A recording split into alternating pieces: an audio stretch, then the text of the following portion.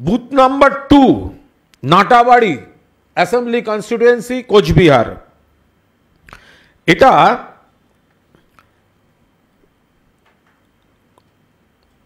কুচবিহারের উত্তর, একটা হচ্ছে বুথ নাম্বার 2 আর একটা হচ্ছে বুথ নাম্বার 303।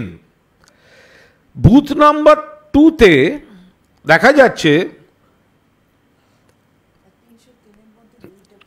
হ্যাঁ 303-এর মধ্যে 2টা পড়ে। এটা দেখা যাচ্ছে 2002-এর যে ভোটার লিস্ট, 2002-এর যে ভোটার লিস্ট তাতে 717টি নাম ছিল। তার কিন্তু হার্ড কপিতে সেই রেকর্ডটা রয়েছে 717। অর্থাৎ এই যে বুথটি রয়েছে কুচবিহারে নাটাবাড়িতে, তাতে এখানে 717টি ছিল। কিন্তু এখন এটা হচ্ছে সেই হার্ড কপিটা, কিন্তু এখন যে অনলাইন যেটা আপলোড করা হয়েছে ওই একই বুথে সেখানে দেখা যাচ্ছে 140। তাহলে 717 থেকে 140 হলো কি করে? 717 ছিল 2002 সালে। 2002 সালে হার্ড কপিতে দেখা যাচ্ছে 717 হচ্ছে মোট ভোটার ওখানে, আর সেটা এখন হয়ে যাচ্ছে 140। তাহলে বাকিরা কোথায় গেলেন? এই জবাব কে দেবে? দুটোই তো 2002, একটা হার্ড কপি আর একটা হচ্ছে এখন যেটা আপলোড করা হয়েছে 140। এবার দেখুন বুথ নাম্বার 160 মাথা ভাঙা, ওখানে 2002 সালে মোট ভোটার ছিল 846।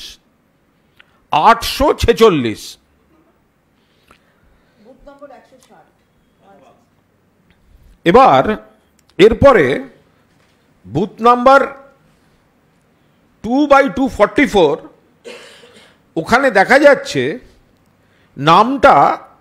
নাম্বারটা 416 এসে আটকে যাচ্ছে। Entries from 417 to 841 have disappeared without a trace। অর্থাৎ ওখানে 417 থেকে 841 নম্বর যে ভোটাররা ছিলেন এদের সমস্ত ডকুমেন্ট আমাদের তরফ থেকে দিয়ে দেওয়া হচ্ছে, আপনারা ওটা দেখে নিতে পারবেন, আপনারা সেটা ক্রস চেকও করতে পারবেন। ফলে এই যে 417 নম্বর যে মানুষটি ছিল সেখান থেকে 841 নম্বর যিনি রয়েছেন এই সিরিয়াল নাম্বার, এদের কোনো ট্রেস নেই। অথচ ট্রেস ছিল, কোথায় ট্রেস ছিল? 2002-এর অরিজিনাল ভোটার লিস্টের হার্ড কপিতে তার ট্রেস ছিল। আর 2002 বলে যেটা এখন আপলোড করা হয়েছে, ইলেকশন কমিশন আপলোড করেছে, তাতে এদের খোঁজ পাওয়া যাচ্ছে না, নেই। আরও বিস্ময়কর ঘটনা উত্তর 24 পরগনার অশোকনগরে। এখানে বুথ নাম্বার 159, বুথ নাম্বার 159 এখন দেখাচ্ছে কোনো ভোটার নেই। কি করে হতে পারে? বলছে ভোটার নেই, একটা বুথ আছে, সে ভোটাররা গেলেন কোথায়? এর মধ্যেই উড়িয়ে দেওয়া হয়েছে। সে কোথায় গেলেন তারা? তার তো একটা উত্তর থাকবে, নেই। আবার দেখুন booth number 61, entries from serial number 343 to 414 আর মিসিং।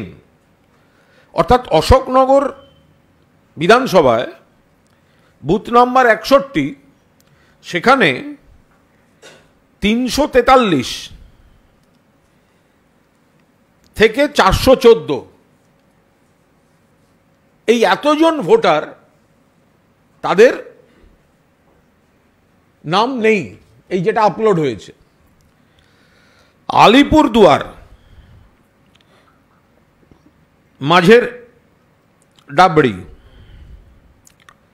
সেখানে আর এক বিস্ময়কর কাণ্ড। বিএলওর বাবা মা ভাই ভোটার লিস্টে তাদের নাম নেই। তাহলে মোদ্দা কথাটা কি দাঁড়াচ্ছে? মোদ্দা কথা, এর ডিটেলটা আমরা আপনাদের দেখাতে পারি, বলতে পারি, বাট ওটা পরে ইয়ে করে দেবেন।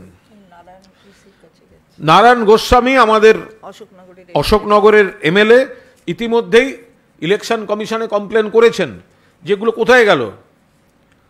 এখানে গুমা 1 গ্রাম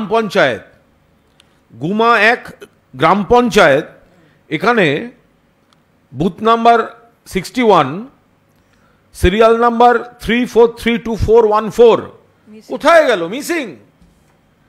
তাহলে মূল যে বিষয়টা আমরা আপনাদের দৃষ্টি আকর্ষণ করতে চাইছি এবং আপনাদের মাধ্যমে বাকিদের বলতে চাইছি, এই 2002 শব্দটার মধ্যেও একটা বিরাট কারচুপি ঢুকিয়ে রাখা হয়েছে কিনা তদন্ত দরকার, অবিলম্বে তদন্ত দরকার।